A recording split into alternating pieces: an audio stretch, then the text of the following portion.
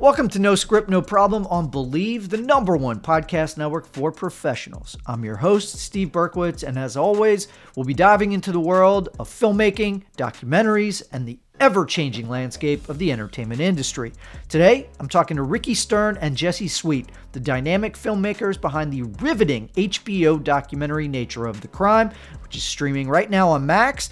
The film goes deep inside the mysterious American parole system like nothing I've ever seen before. But first, here is your reality check. First up, as expected, Warner Bros. Discovery is following the lead of competitor Comcast. Warner Bros. Discovery became the S&P 500's top performer and tapped a year high after announcing plans to restructure. The company will split into two divisions, one for legacy cable television and a second for streaming and studios. Warner Bros. CEO says the move, quote, enhances our flexibility in an evolving media landscape to deliver more shareholder value. The company plans to implement the plan by mid-2025.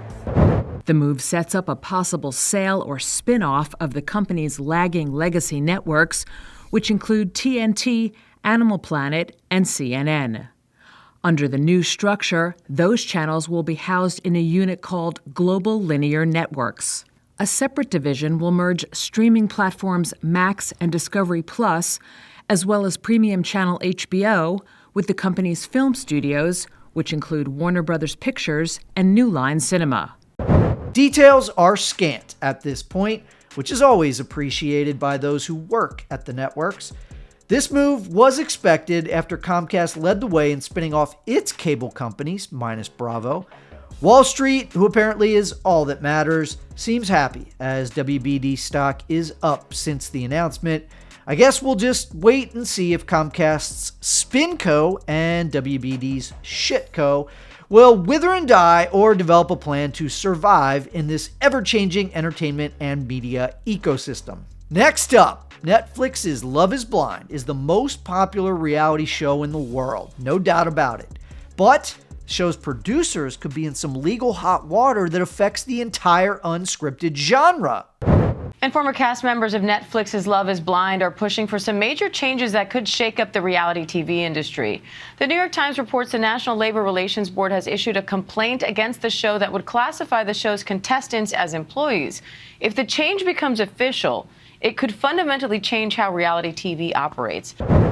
The U.S. National Labor Relations Board issued a complaint against Love is Blind's producers Kinetic Content and Delirium TV, arguing that contestants on the program should be classified as employees rather than contractors, thus making them eligible for worker protections. The complaint is the NLRB's first legal action of this kind regarding reality show participants.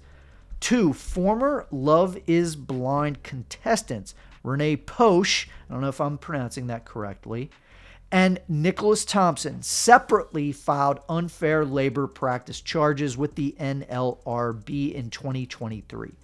After the agency consolidated and investigated those charges, the Labor Board's regional office in Minnesota filed this complaint last Wednesday evening. The NLRB said the participant agreement from one of those contestants contained, quote, unlawful non-compete confidentiality and stay or pay provisions, unquote.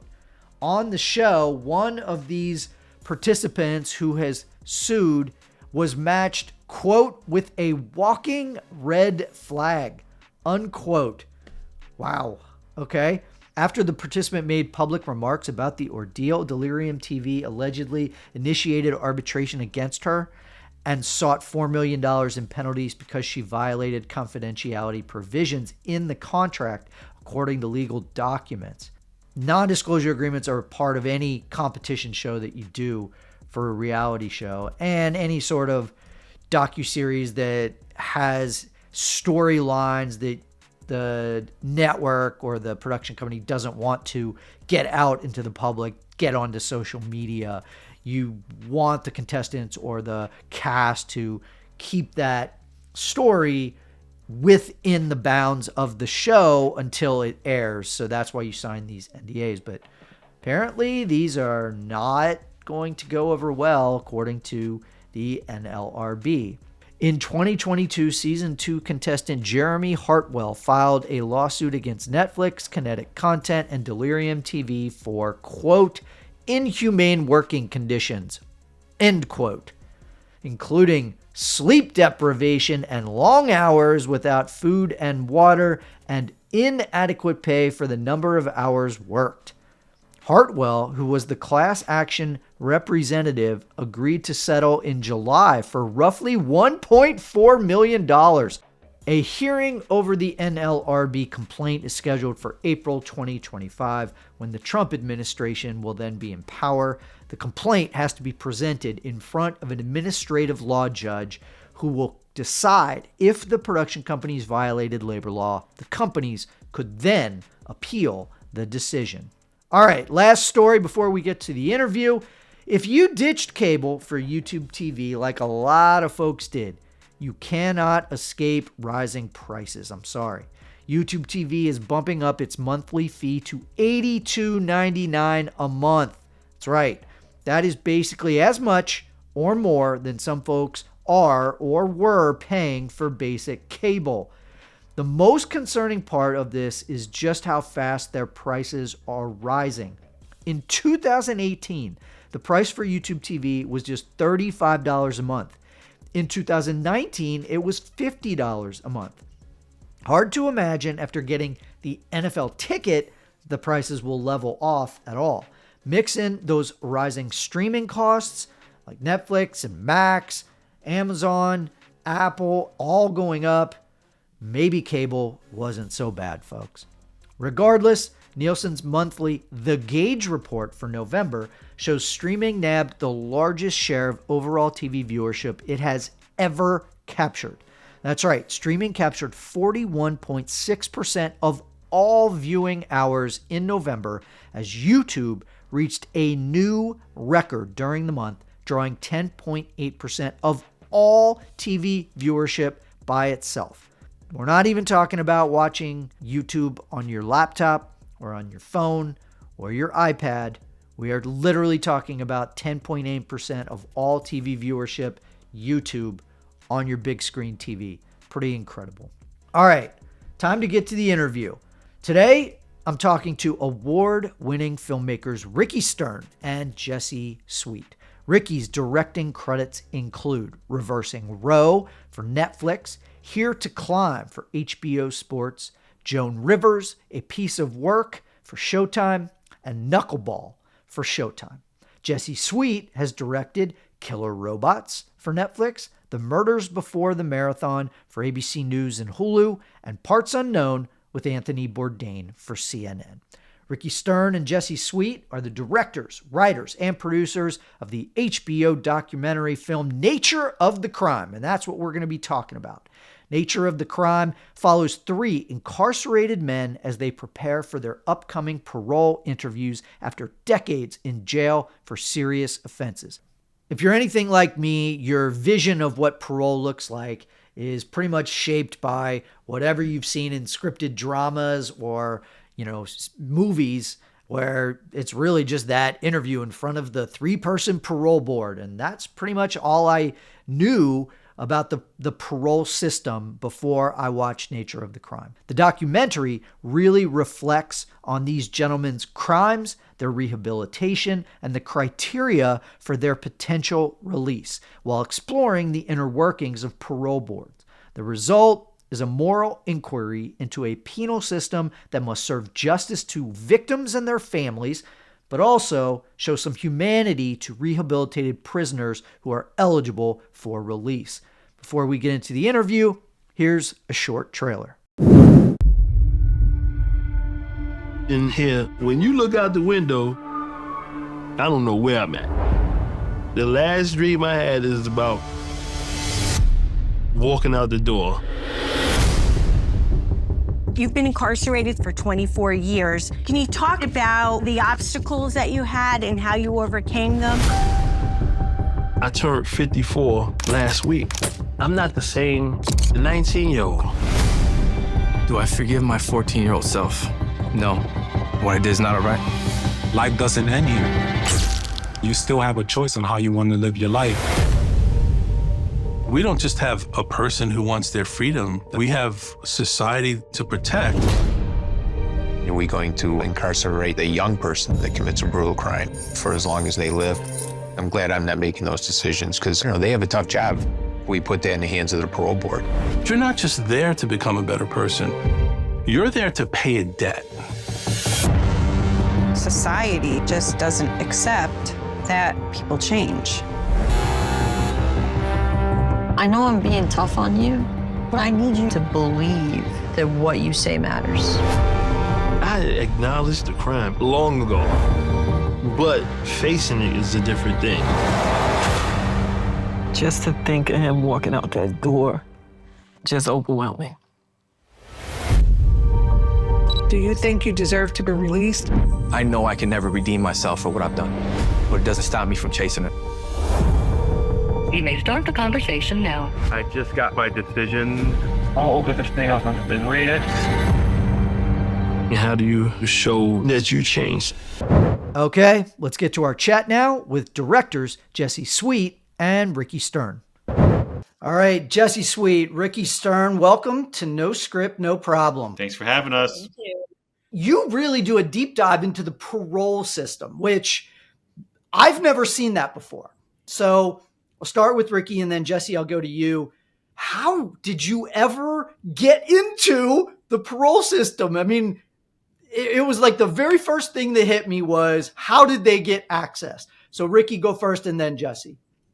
Well, access is maybe a little bit different than sort of how we were inspired to do it. So maybe I'll talk a little bit about the inspiration and then Jesse can kind of talk about the very rabbit hole kind of way of going to, trying to get into the prison system, which is its own challenge. Anybody who's ever made a film about prison.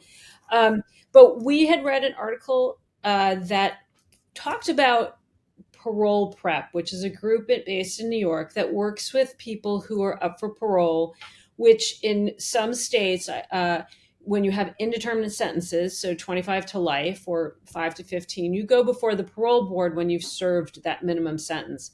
And then it's up to 2 to 3 people, we learned, who are governor appointed positions to determine whether or not you should be released back into society. And so it's just something we didn't really know anything about. We don't know how people get out of prison. We hear a lot about how people get sentenced and how people are, the bail system, but we don't really know a lot about how people get released. And ultimately, what it is in New York State is an interview. So it's like the most important interview of your life because it determines whether you'll be free or not. And people who've committed crimes that are sometimes 20, 30, 40 years later have to reflect back on that time with words that can communicate feelings and motives and actions in order to convince a parole board that are sufficiently remorseful, that they've rehabilitated, that they can be safe. And what we learned over time is that a lot of people just, they don't want to revisit those awful, worst decision of their life moments. And that if they do, they really sometimes don't even have the language to articulate to, in 20 minutes to this board who's going to decide whether you have your freedom or not, the truth, the really, how they feel about what they did. So it really was sort of this journey we went on to figure out why there's so many compelling and interesting things to get into when we talk about parole and the impact it has, not just on the people who've committed the crime, but on the victims, on victims' families, and on society. I mean, there's kind of two sides to the access, right? There's the people who are in prison and getting their permission. And a lot of that is relationship building and trust building. So before a camera rolls, there was a lot of spending time on the phone, emailing, meeting the people, meeting their families, and really telling them, which was true, that we're not here to do the salacious version of the story about the crime in which you were involved. We're here to tell the story of who you are today and how you're trying to get out. And I think that always gets lost. And I think people were appreciative of that. Like they're always, reduced to the thing they did 30, 40, 50 years ago. And we came in wanting to do something. So there was a lot of gaining the trust of the people, the lawyers, so that to get access. Then there's actually getting in these fortress-like facilities. And that's just a lot of persistence, and if they want you to come in to do the interview and you want to film with them, watching the film now, it's like, it makes it seem like, oh, whenever we wanted to, we would just drive on up and go into prison. But this was filmed over the course of 4 years. So every one of those scenes where we went in prison, like, that was 6 months of negotiating, talking. We can go in this room. Can we go in this room? We want to film this. Can we film that? And so there really was just a lot of persistence. Once we had the people on our side, them and us both advocating and seeing what was possible to do. And this was all during COVID, which made it even more onerous to get inside these locations. So you mentioned in there 4 years, and that was one of my big questions as we watched. So over the course of 4 years, how did the two of you strategize the production plan? How did you possibly go, okay, I know we need this scene. How do you strategize getting cameras in to make sure you got a meeting with the lawyers, making sure you get those emotional scenes with the families that really drive the whole film, seeing that toll that it takes on a family that's hoping that their loved one can get out on parole after 30 years, which is what the two main subjects of the film, they've been in there forever. Talk to me a little bit about that strategizing of how do we make sure we get the cameras in the right place when you're shooting over the course of 4 years. Well, I'll say one thing before I throw to Ricki. I was talking to someone today about, I think I naively thought in the beginning this was going to be a 1 year project. Like, that was part of the appeal, was like, oh, you have a parole hearing a year from now. And so that's great. Like, there's a deadline and this will happen and the film's over and we walk away. Not realizing these stories are more complex. It's not like one here. It's like they straddle multiple hearings and appeals. And, so I think when we began, I thought there was this like binary moment that would happen, within months. And then realizing it was a lot more complicated than that. And I'll just say, it was really just being nimble and going where the story took us. There were a lot of things, storylines, people we filmed with, organizations we filmed with for a long period of time that didn't make it in, because as we got deeper, we realized the heart of the story is these two main characters, Todd and Chad, and following them. And it really came down to building the relationships, talking with them. What are the moments? What are you building towards? What are you worried about? And just getting at that point where they would include us and let us know, like, this thing's coming up, and so that's really the turning point once you're part of their conversations.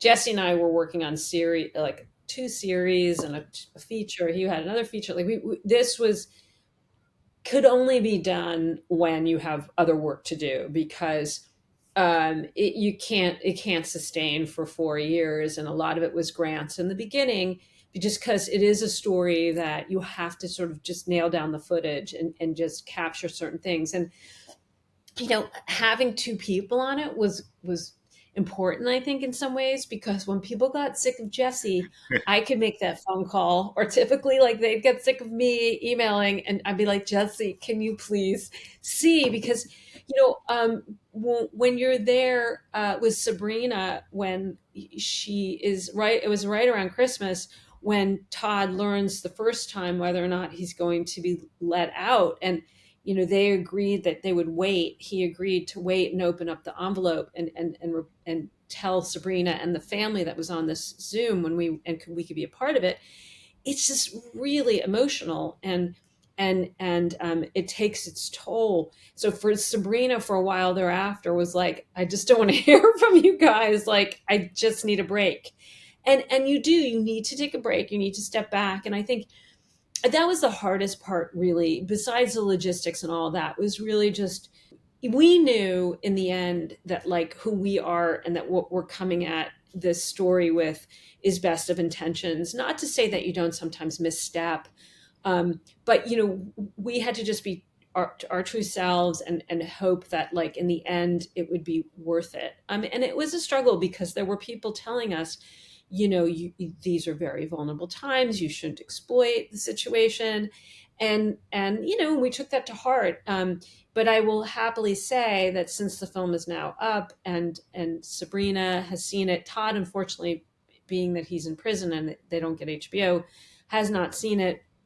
So we can talk about that. But Chad obviously hasn't seen it. But Rochelle, the people in their worlds have seen it. And they feel good about, where it is. So I think, it worked out, but it is a logistical, and the second part of like having a partner in it is that like when I would get exhausted or what, you knew someone else was there to sort of continue the ball up the hill. You mentioned grants in there, and as you both know, veteran documentary filmmakers, this isn't easy, and that you had multiple projects you were juggling.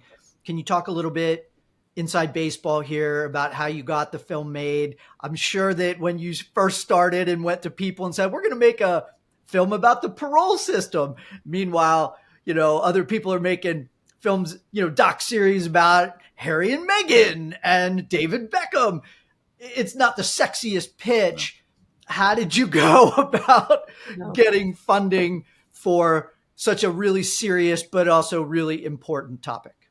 We did sort of we knew it would, like, we weren't going to go to Netflix with this. It just wasn't going to happen. And we didn't even try. We were able to get a little bit of money and shoot, my company, people worked on it when we were working on it basically for free when we were doing these other projects. But then we did get a grant. I mean, that was $250,000. I'll say that. And that was really meaningful for us. And it allowed us to shoot and get the kind of footage in the can kind of. And so that from there, we were able internally to just cut footage together and bring it to HBO. And I do think we sort of slid under the old HBO, door, in that right around that time, CNN and Discovery became part of Warner Media and became part of HBO, and everyone's resources kind of got combined, and they have, it's a different world now. And so I answered the full question, Jesse. You get the next one. Yeah. I mean, the one thing I'll say is it was important to us to wait until we had not all the shooting, but a substantial amount done, so we could start shaping the edit in a way that we felt was like doing justice to our vision to it. Because we didn't want to partner with someone like, oh, we like it, but we want you to, make it more true crime, make it more about an investigation, or make it this or that. It's like, as you see in the film, it's very intent on getting at these, like, what we find to be profound questions about, like, the nature of rehabilitation and crime.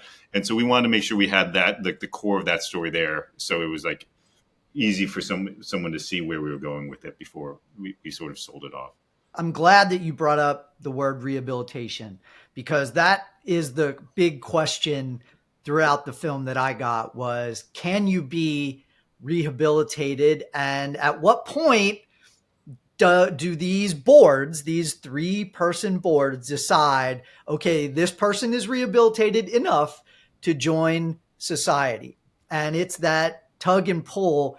So how did you guys kind of do that balance of, being sensitive to the families, the victims and the families, versus telling this really compelling story of how the parole system works, and these 2 gentlemen, and then the third came along later in the film, of that journey that they're going on, trying to prove to the boards that we are rehabilitated, that we want that second chance? How'd you guys juggle that sensitivity? It was a hard edit, and because there were a lot of different versions of this film, and we kind of went down a lot of different paths. And I think it was always balancing that.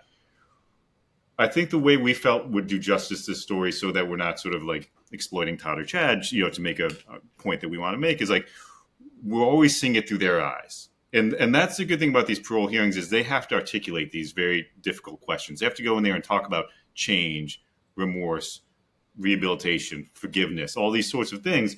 And so they're naturally talking about it because of the construct of how the parole system works.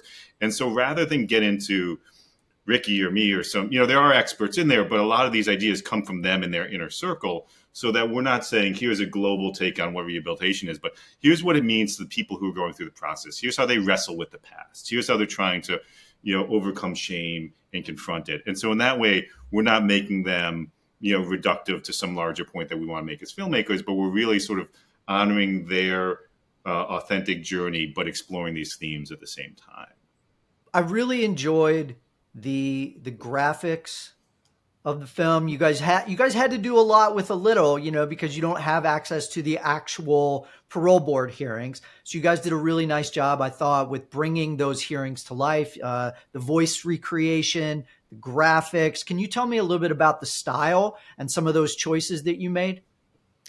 Yeah, I mean, one of the things is we didn't even really consider not doing it in New York. I mean, you see at the end we go to Connecticut where there's a lot more transparency and they have cameras in the courtroom and all that. But we knew we were going to do this in New York, and so we knew we would just have these transcripts that were told their own kind of story, right? Because you're reading it, and we found just reading people's interviews was compelling. Like what words were used by the commissioners that were judgmental, if they were, or maybe understanding, and so it became, as you say, like a layer onto it that we realized it was a process of sort of discovering, how do we want to layer the words with images that reflect each of their stories, and we had a great graphics person. The pacing of the words with the music and it becomes this whole thing. It becomes its own sort of little visual creative thing that took a while to do. And then we went back and forth whether we should have actors read the language or we should just leave it. And, I think I still sometimes wrestle with, like, was that the right decision? But when we watched it at Doc NYC, it did seem to be effective to hear, the voices of actors portraying commissioners and the subjects themselves. So, What ideas about the parole system did you have going in that changed over the course of filming? Well, I guess, again, Ricki and I had both done some work with the criminal justice system, but more on the front end and how people get in jail. So I knew very little about this. I guess my first misunderstanding was that I thought, like, oh, you get 25 to life, you're going to get out at 15. Like, you're going to, I didn't realize, no, like the minimum you're going to do, like when this is 25, like that's the beginning of when you're eligible. And then I figured at that point, it's going to be pretty clear what you have to do. If you haven't been violent and you do the things, you do the program they want you to do, I thought there would be some clarity to, like, here's what you got to do. You do these things, then you get to 25, you're going to be out. But I didn't realize how murky it was and how the lack of clarity about, like, what do these terms mean? What does it mean to, pay your debt? Like, no one tells you this, and there's no guidance to these people. And then the third thing that was like a real revelation to me was just like the lack of transparency and accountability compared to the rest of the criminal justice system. You don't have a lawyer in there with you. Where else does that happen? No one. It's really a black box, and the appeal process is so Byzantine that if we were to, we'd spend the next hour explaining it to you and you wouldn't even understand it. So, really, like, just the overall lack of objective, benchmarks and ways that you could go about achieving them was eye-opening to me. Yeah, the only addition to that, I think, is when we spend time with both someone who is a more conservative former parole commissioner who grew up, and as he said, he was basing his decision on subjective terms. Both sides say this, and he was like, I went to Catholic school. His dad was in the police. He had as much criticism about the system as the more progressive person who was really looking at the whole individual and not just basing it on the nature of the crime. That's the other aspect of this that came out.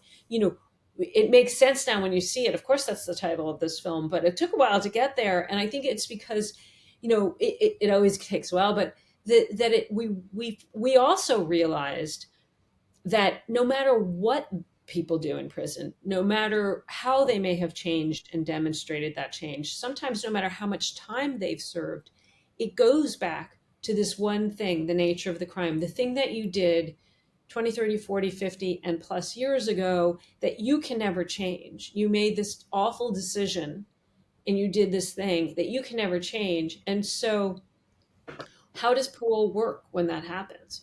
And that's why we chose particularly difficult cases. We didn't go with something that I think an audience might feel like they should just let this person go, or even a commissioner might say, like, not a big deal, let this person go. All of the crimes that people have committed in the film are violent crimes, or participated in violent crimes. And so I think that was the other part. It's just that is the quintessential issue in some ways, is that if it all comes back to this one thing that they did and there's no relief from that because that crime is never going to change, that's fixed, then kind of what is the point of going through these parole processes? So Todd and Chad are kind of your two main participants that you follow for the majority of the film. You add Carlos towards the end. Did you start filming with more than that, or did you really, like, I guess I'm asking about the quote unquote casting process. Did you try to find others? Did you go through like a Zoom process with several folks? How did you settle on those participants? I'm going to let you answer that, Jesse, but I laugh at this notion of the Zoom process because, nope, it doesn't work that way in prison. Okay, I feel bad. That was a dumb question. No, it's not. I mean, it's not on you. It's just like, yeah, you have to learn the J paper, the process, right? But anyway, go ahead, Jesse. Right. So we met with and talked with a number of different. Usually, the way it would work is we'd meet someone. We were working with this group, the Parole Preparation Project, who was supporting people going through the process. They would recommend people, and we would meet through their kind of advocates. Like first, we'd meet their family, or we'd meet their volunteer team. So we met a lot of different volunteer teams, right? And then they had to go to the person who was in prison and say, "Hey, there's this document." So that kind of knocked some out. Like there was some like, "Oh, this is a great support team," but the person doesn't want to do it. Then there were a couple people we got to where we started having phone calls with them, and they seemed great. And then part of it was balancing too. Part of it is like, how open are they? Sort of, do they trust us? Do we trust them? Is everyone sort of very good at telling their story? Then part of it is, how does it balance? Like, oh, someone might be too similar to one of the stories we have, so that we want a good representation of different experiences in there. And then some people we did actually start filming with, where we filmed someone. Again, some people at first we started filming some people at their release from prison, but realized that the real heart of the film is getting ready for that. And that was almost like an imbalance to start with someone at that point where other people are getting ready for it. So that didn't work out. So it was sort of like we cast a wide net. And as we got further into, these were the only ones we went into actual prisons to film with, but it sort of like was a winnowing process to get to that point. The idea of debt is one of the things that really struck me. Specifically, Todd was the one who it felt like he just could not figure out, what do I need to do? Were there certain moments for the two of you where you were there and could not kind of grasp that question of, or maybe I guess the question for you is like, after filming this, is there a level of debt that you feel like Chad and Todd can pay to get out? That is a question we wrestled with every time we filmed. We would be driving with different crew members back from a shoot, and people had very different feelings on the subject. I think over time, getting to know both of these people, we definitely, I don't know, I'll speak for Jesse, you can deny it if it's not true, but we definitely feel like they have changed. They are certainly not a threat to society, that they have paid their time and then some. And so if that's the definition of debt, then they have served their time. They deserve a chance to be released.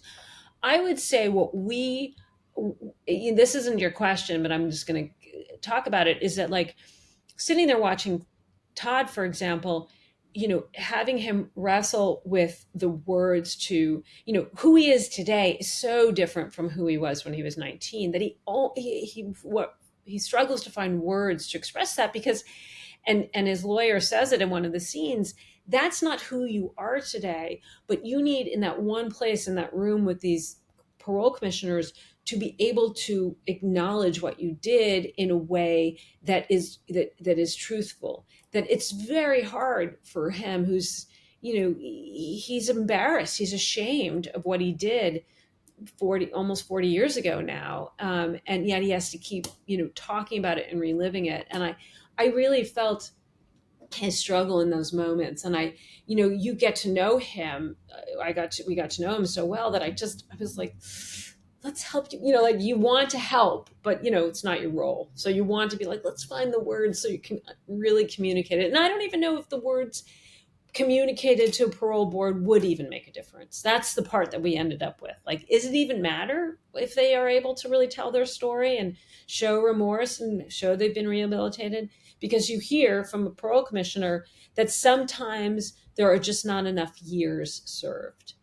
And I think Ricki's right. I think one of the most maddening things about sort of like observing and going through this process with Todd and Chad is there's all these very thoughtful conversations about debts being paid and rehabilitation remorse happening with Todd and Chad and their legal teams and their families. But in a way, that's a different conversation than I think what's going on in the parole commissioner's minds, from what we can tell, because again, it's somewhat opaque. A lot of what's going on in their minds seems to be a political consideration, that the Police Benevolent Association doesn't want this person out. I don't want to feel the wrath of the media and all the police for letting this person out. So it's almost like there's two different things. It's like I wish that the police, the commissioners, were having thoughtful debates about, is the debt paid? Well, part of it is, but it's not. But it seems like there's like this kind of like lip service being done about the debt, but much more is when you step back and look at all the decisions and the trends, it seems to have a very strong political basis rather than a sort of like philosophical understanding of debts being paid. That was definitely something I took away, was this is such an arbitrary, there's no bullet points to hit for these guys. There's nothing to check, no boxes to check. Todd, I could see he was making sure I've got this job lined up. I've got all these things that I'm checking off. And yet there was still this complete uncertainty of, what do I still need to do? And that was kind of that thing that I kept asking was, okay, well, what are these three people? Again, coming from reality TV, here I am going, well, there's three judges. There's a 3-person panel there. There's Simon Cowell. Tom Colicchio and... Yeah, exactly. And I'm going, but what really are they judging on? What's in front of them? They have all the files. They know what happened. It's the same. We know it's this. They did the same thing 30 years ago. Are they judging on the exact same thing? Or like you said, does it really matter what Todd or Chad say? And that was kind of what I kept wondering. It was interesting when we were with Carlos at a screening, not to give it away, but he talked about the arbitrariness of it, and that he said, people are like, that he's like, I'm not a winner, because the reality is, if we do not hold accountable the decisions and how they're made, then you might be a person on either end of it, either getting released or not getting released, or in society, someone gets out, someone doesn't get out. How's that decision getting made? Maybe they'll release someone you don't think should be released. Maybe they won't release. And so on the flip side of it is, everyone should want accountability, because and some transparency, because it can be a decision you don't want, or it can be a decision you do want, depending on, and we should know how those decisions are getting made. I should ask you about Carlos, because that was I really do feel like that was it was important to see a positive outcome. As filmmakers, I'm sure it was gut-wrenching to be there for Todd's case, to be there for Chad's case. What was that like, to be there and see progress being made for this third story that you were covering? Yeah, I mean, the reason we picked it was because we realized that it is sort of a banging your head on the wall type process going through it in New York. And we wanted to show, like, there are things that can make it better. They might be incremental improvements, but there are steps you can make. And so we started looking like, well, who's doing it better? Europe has their whole thing, but that's like so far away. And there are states that started doing some reform. California and Connecticut were two that both passed bills that sort of reform the process. And there was this sort of like nice irony that it's like literally, if you live 50 miles away and you do the same thing, you're going to have a very different outcome. So we thought that would sort of like pair with each other well. So we started working with, and again, there it's just a much more open process. Like everyone gets lawyers appointed to them. So we were able to work with the defense lawyers and start looking at cases. And we felt that this was a good counterpoint because it was someone who around the same age as our people committed a very violent act. His sentence was actually originally a lot longer. He got sentenced to 45 years, which was longer than Todd and Chad combined almost. Yet because of these reforms, and so that seemed like an extensive sentencing, because of these reforms, he was now eligible to get this new hearing that takes things into account and gives him legal protections and all. And there's a lot more that they get besides what's in the film. They can have psychological evaluations. They can have witnesses, like all these things that are not available in New York. And they prepare for it for a year to go before their parole board. So that was kind of the appeal. Like we wanted to see someone similar to the shoes our guys were walking with go through the process. Like Carlos said, there's a certain roulette aspect to it of whose favor the ball bounces in. And you kind of root for the person who does get a second chance, but it's bittersweet knowing the people who don't get that chance. All right. I got to ask you both about the state of documentaries today. Ricky's got this one. You're both. All right. Well, look, like you said,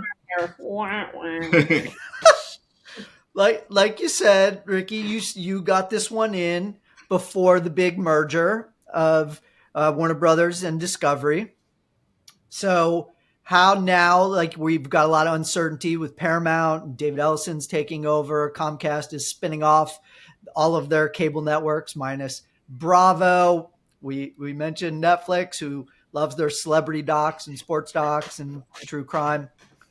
You two are veterans. You've done a lot of great documentaries, and this is terrific. How do you feel about where we stand right now with the state of documentaries? I will say that actually voting has just begun for the Academy campaigns for the docs.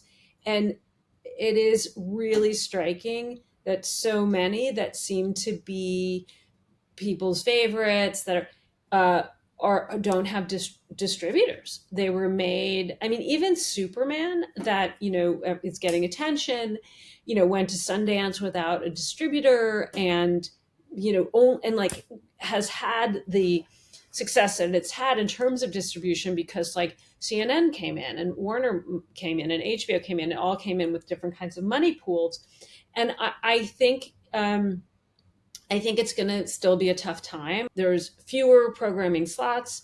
There are way more people making projects.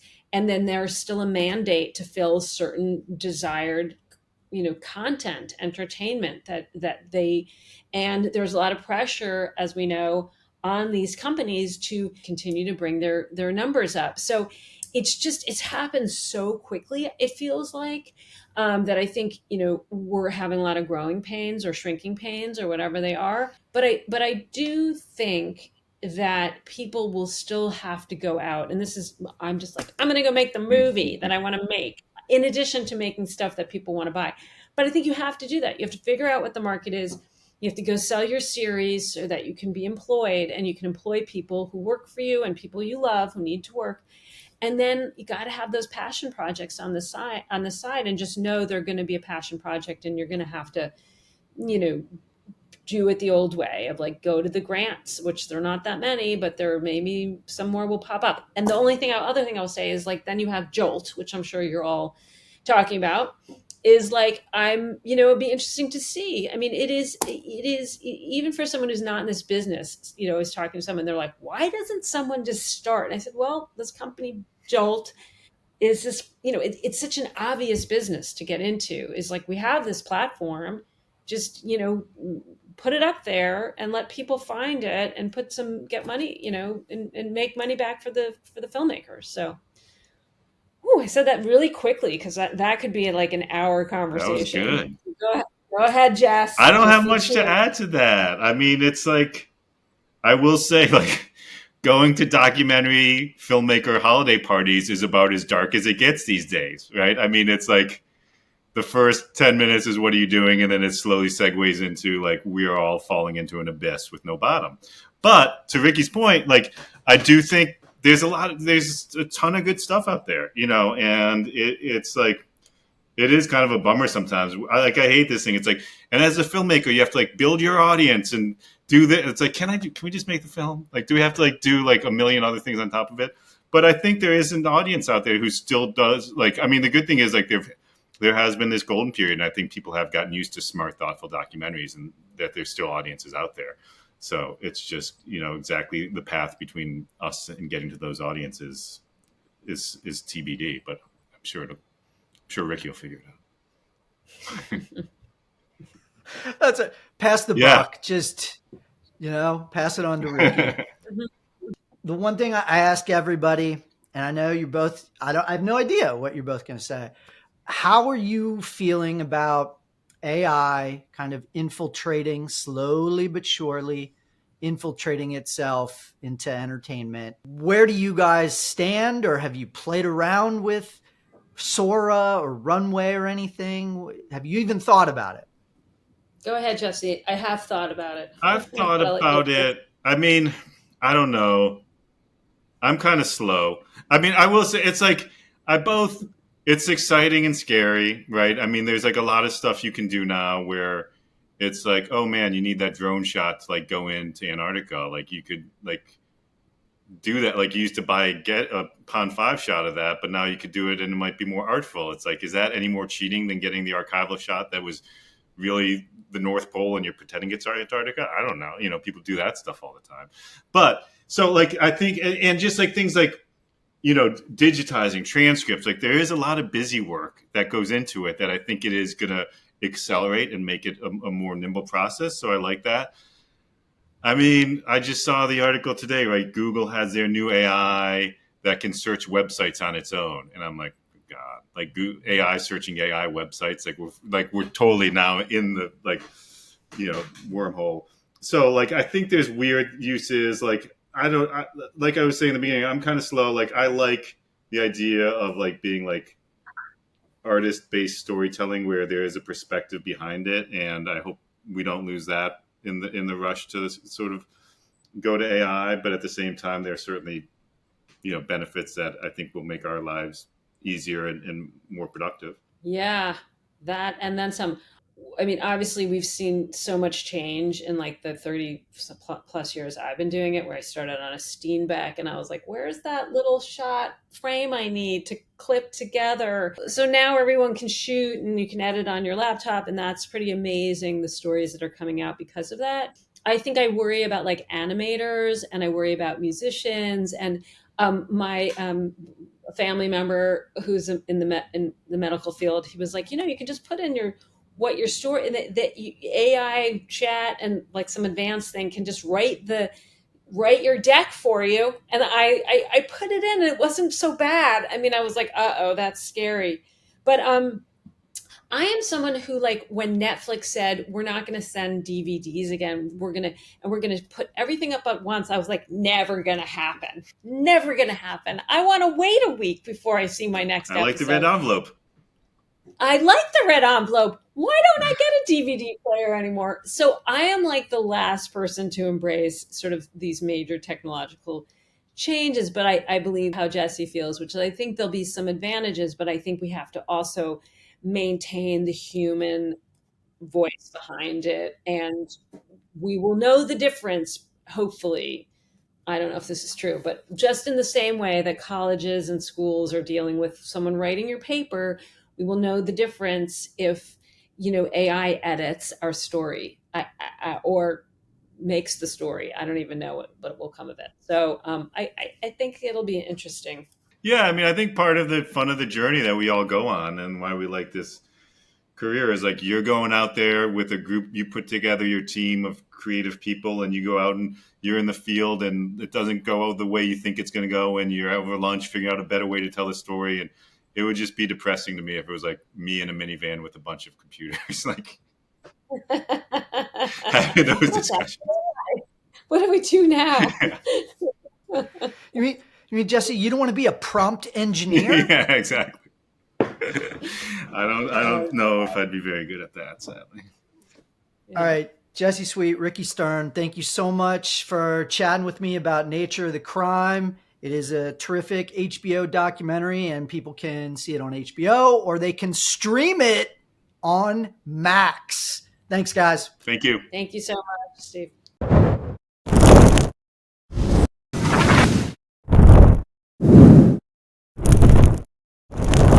All right, before I go, a few films to recommend. Check out September 5 and A Real Pain. September 5 is the story of the ABC sports team in 1972 covering the Olympics, where there was the terrible terrorist attack against the Israeli Olympic team. It's a true story based on how that ABC sports team decided to cover this horrific terrorist attack. And it really feels like you are there in the moment. It's almost kind of cut in real time, and you feel like it takes you back to, you see the old school technology and how they had to cover it. And there's a battle between, should news take over? And you see, Peter Jennings is one of the characters and Howard Cosell. So it's a real kind of transformative film, and I definitely encourage people to see September 5.